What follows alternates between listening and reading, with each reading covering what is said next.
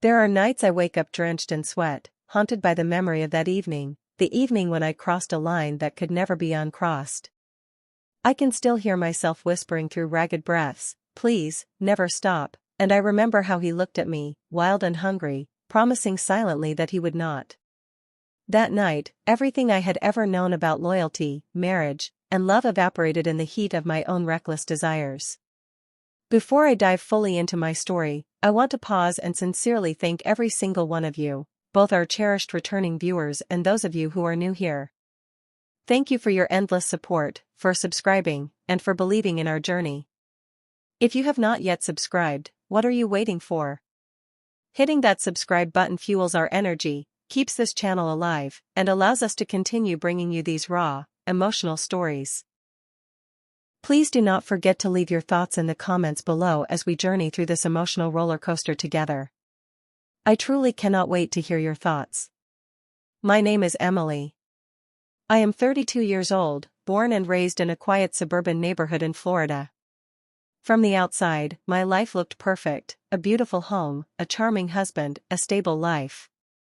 Jake, my husband, was everything a woman could ask for on paper: a successful lawyer, fiercely intelligent, determined, and ambitious. Yet, somewhere along the way, ambition stole him from me. He became a ghost passing through our home, glued to his phone, married to his work. I remember sitting alone at our mahogany dining table, eating dinner by myself for the third night in a row. The silence screamed louder than any argument could. I was lonely. Deeply, achingly lonely. So, I decided to make a change, thinking a new hobby could fill the void. I signed up at a local gym that had just opened 2 blocks from our house. That is where I met Ryan. Ryan was unlike any man I had ever known. He was not just handsome, he was magnetic. There was something dangerous behind his easy smile, something that made my heart race every time he looked my way. He was my assigned personal trainer, and from the very first session, there was a connection neither of us could ignore. At first, it was innocent. Friendly jokes, casual touches during exercises, lingering glances that stayed just a little too long. I told myself it was harmless, that it was nothing more than the thrill of being noticed again. But deep down, I knew I was playing with fire. One evening, after a particularly intense workout, the gym was nearly empty. Rain lashed against the windows, the world outside reduced to a gray blur. Ryan leaned closer than necessary as he corrected my posture during a stretch, and for a moment, our faces were inches apart. I could smell the mint on his breath, feel the heat radiating from his skin. Something snapped inside me. Without thinking, without caring, I leaned in and kissed him. For a split second, I expected him to pull away, to remind me that I was married, to scold me for my reckless stupidity. But he did not. He kissed me back, fiercely, hungrily, as though he had been waiting for this moment just as much as I had. We stumbled into the supply room, hands frantic, hearts pounding. I should have stopped. I should have thought about Jake, about my vows, about everything I stood to lose. But all I could think about was how alive I felt for the first time in years. I remember grabbing his face between my hands, whispering, "Please, never stop," my voice breaking with need. And he never did. The world outside ceased to exist. There were no husbands, no wives, no promises or consequences, just 2 broken people clinging to each other in a desperate attempt to feel something, anything. When it was over, I sat on the floor, breathless and trembling. Ryan sat beside me, brushing damp hair from my face, his eyes dark with emotion. "We should not have done that," I whispered. He nodded, but he did not look sorry. Neither was I. Not yet. As I drove home that night, the guilt started gnawing at me, a slow, poisonous drip that I knew would only grow stronger. I crept into the house like a thief, heart pounding in my chest. Jake was in his study, working late as usual, completely unaware of the betrayal that had just occurred under his roof. I watched him from the doorway, his brow furrowed in concentration, and a deep, aching sadness filled me. He had no idea what I had done. He had no idea that the woman he had married had just shattered everything they had built together. I told myself it was a mistake, a one-time thing, something that would never happen again. But even then, deep down, I knew I was lying. Because somewhere in the depths of my soul, I was already longing for the next time. And there would be a next time. The morning after that first betrayal, I woke up tangled in the cold sheets of our bed, the weight of guilt pressing down on my chest so heavily I could barely breathe. Jake stirred beside me, mumbling something about a court case and needing to leave early. He kissed my forehead out of habit, his lips barely brushing my skin, and then disappeared into the shower without even looking me in the eye. For a brief moment, I considered confessing everything. I imagined stopping him in the hallway, grabbing his arm, and sobbing out the truth. I imagined him looking at me with confusion, betrayal, rage. But the words stuck in my throat, heavy and immovable. So, I said nothing. Instead, I buried the shame deep inside me, convincing myself that it was a mistake born from loneliness, that it would never happen again. But even as I told myself these lies, I found my fingers automatically unlocking my phone and opening a new message to Ryan. Last night. I cannot stop thinking about it. The reply came almost instantly. Neither can I. When can I see you again? The line had been crossed. There was no going back. Over the next few weeks, my life became a delicate balancing act, teetering between the life I had built with Jake and the secret world I shared with Ryan. I would kiss Jake goodbye in the mornings, drive to work pretending to be the perfect wife, and then sneak away during lunch breaks to meet Ryan in hidden corners of the city, hotel rooms, his apartment, even the empty studio above the gym. Every touch, every kiss, every whispered promise with Ryan felt like oxygen after years of suffocating. With him, I laughed louder, I lived wilder, I loved harder. But with every stolen moment came another thread unraveling from the fabric of my life. Jake began to notice the changes. He would look at me across the dinner table, his eyes searching my face, as though trying to find the woman he had married. You seem different lately, he said one night, his voice cautious. I forced a laugh, shaking my head. Work has been stressful. That is all. He nodded, but his gaze lingered a little too long, suspicion flickering behind his tired eyes. I hated myself for lying to him. But I hated even more how easy it became. The more I saw Ryan, the more addicted I became, not just to him, but to the version of myself he brought out. I was no longer just Jake's wife, the forgotten woman waiting in a big empty house. With Ryan, I was desired. I was worshipped. One night, after a particularly heated session in a hotel room downtown, Ryan lay beside me, his arm draped lazily over my bare stomach. His phone buzzed on the nightstand, but he ignored it, pressing lazy kisses to my shoulder instead. The buzzing continued, insistent and sharp. Finally, with an irritated sigh, he reached for it. I did not mean to look. I really did not. But when the screen lit up, I saw the name, Sarah, baby mama. My heart froze. I sat up, clutching the sheet to my chest. Ryan, who is Sarah? He hesitated, his jaw tightening. She is, my ex. Well, kind of. He rubbed the back of his neck, looking anywhere but at me. She is pregnant. The words slammed into me with the force of a freight train. You told me you were single, I said, my voice barely a whisper.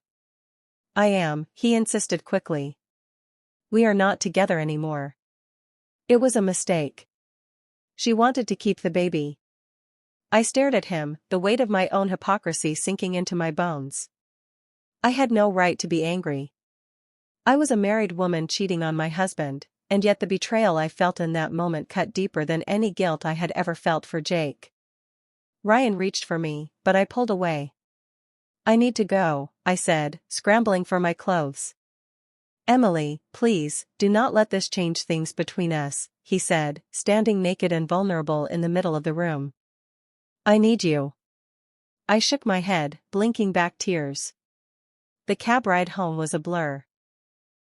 Rain smeared the city lights into bleeding colors against the window, mirroring the chaos inside my head. How had everything spiraled so far out of control? At home, Jake was waiting for me. He had cooked dinner, a rare and painful effort. The smell of garlic and rosemary filled the air. He smiled when I walked in, so open, so hopeful. "Thought we could have a nice night together," he said, pulling out a chair for me. I sat down, feeling like a criminal awaiting sentencing.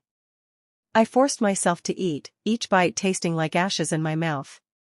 Jake poured wine, lit candles, talked about his cases. I nodded and smiled, pretending to listen, pretending to be the woman he deserved. All the while, Ryan's betrayal burned in the back of my mind like a second wound atop the first. Later that night, lying beside Jake in bed, I stared at the ceiling, wide awake, feeling the cold weight of the secret pressing harder against my chest. I was trapped between two lives, both of them crumbling beneath my feet. And somehow, deep down, I knew this was only the beginning. The worst was yet to come. The weeks that followed were a haze of anxiety and shame. I tried to pull away from Ryan, tried to stitch my life back together, but the damage had already been done. Every time my phone buzzed, my heart jumped into my throat. Every time Jake looked at me, I wondered if he knew. Ryan would not leave me alone. He sent flowers to my office.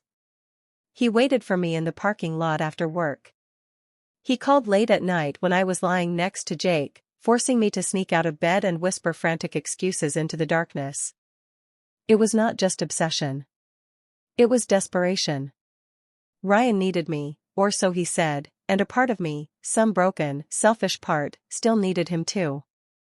But the more I tried to juggle my two lives, the more obvious the cracks became.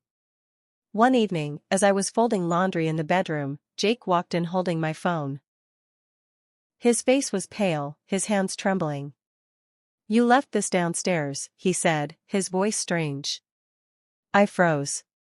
On the screen was a message from Ryan: "I am dying to taste you again. I begged you never to stop, and you never did. You are mine." The blood drained from my face.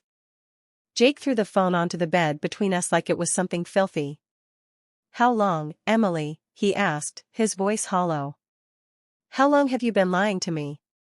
I opened my mouth, but no words came out. There was nothing I could say that would make it better. He laughed bitterly, running his hands through his hair. Was it the nights I was working late? The weekends I spent trying to build a future for us? Tears blurred my vision. I reached for him, but he recoiled like my touch burned him. "Do not," he said coldly. "Do not you dare." Jake packed a bag that night. He did not yell. He did not scream. The silence between us was so much worse. When he left, slamming the front door behind him, it felt like the entire house crumbled inward. I collapsed onto the floor, sobbing into the pile of clean clothes, my body racked with grief and shame. For days, I did not move. I barely ate. I ignored Ryan's messages. I ignored everyone. But Ryan did not take silence for an answer. One night, there was a knock at the door. I opened it without thinking, and there he was, soaked from the rain, a manic gleam in his eyes. "Emily," he said, stepping inside without waiting for an invitation. "You have not been answering me." I backed away. "Ryan, you need to leave." He shook his head, water dripping from his hair onto the hardwood floor. "You said you needed me. You said you loved me." "I was wrong," I whispered. He reached for me, but I ducked away. "You are married," he spat. "You think you can just use me and throw me away?" Terror clawed at my throat. I grabbed my phone and threatened to call the police. He stared at me for a long, agonizing moment, his chest heaving, then turned and stormed out into the night. I locked the door behind him, sliding down to the floor, shaking with fear. The next morning, I found my car windshield smashed, glass glittering across the driveway. Spray painted across the hood in red letters was a single word: liar. It was Ryan. I knew it without question. I filed a restraining order, changed my locks, even stayed at a friend's house for a while. But the damage had already been done. Jake never came back. A few weeks later, divorce papers arrived in the mail. No note. No explanation. Just cold, final paperwork. I signed them with trembling hands, tears falling onto the ink. It was over. Not just my marriage, but the life I had built, the woman I had been. I had traded everything, trust, love, security, for a fleeting passion that turned to ash in my hands. In the end, all I had left were memories of what could have been, and the painful lesson that some mistakes cannot be undone, no matter how much you regret them. I begged him never to stop, and he never did. But in the end, it was not passion that destroyed me. It was the lies. What do you see about this true story? Drop your thoughts on the comments section. Let's talk. And they never, ever stopped.